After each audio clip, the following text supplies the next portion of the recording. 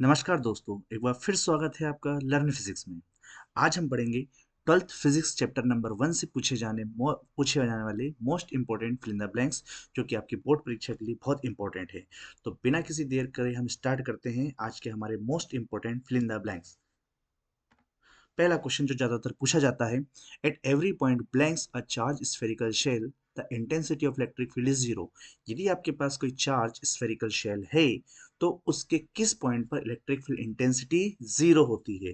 तो correct answer है आपका इनसाइड। किसी भी स्फेरिकल शेल के अंदर की ओर इलेक्ट्रिक फील्ड इंटेंसिटी जो होती है जीरो होती है, क्योंकि हमारे पास जो चार्ज डिस्ट्रीब्यूशन होता है वो उसके सरफेस पर होता है। इसके एक्सप्लेनेशन के लिए हम सरफेस चार्ज डेंसिटी डिस्ट्रीब्यूशन को यूज कर सकते हैं।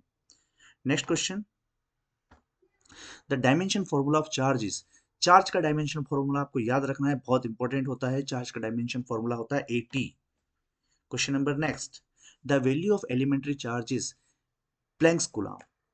एलिमेंट्री चार्ज की वैल्यू क्या होती है कूलाम में? तो ये सिंपल है, आपको याद रखना पड़ेगा, -1.6 इंटू 10⁻⁻19 कूलाम की। Next question, the torque acting on a dipole in uniform electric field is. यदि कोई आपका डाइपोल है, यूनिफॉर्म इलेक्ट्रिक फील्ड में रखा है, तो उस पर अप्लाइड होने वाले टॉर्क का फॉर्मूला होता है tau is equal to PE sine theta. Unit of electric field intensity is, ये क्वेश्चन बहुत बार पूछा गया है, जिसे बहुत अच्छे से याद रखेंगे आप कि unit of electric field intensity क्या होती है, तो वो होती है न्यूटन पर coulomb. The electric line of force draw in uniform electric field are. यदि आप electric field of lines uniform electric field में बनाना चाह रहे हैं तो किस प्रकार की लाइंस बनेंगी?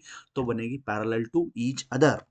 The net charge on a electric dipole is, एक इलेक्ट्रिक डाइपोल पर नेट चार्ज कितना होता है? आपको याद रखना है कि किसी भी डाइपोल पर जो इलेक्ट्रिक डाइपोल होता है उस पर नेट चार्ज की वैल्यू होती है जीरो।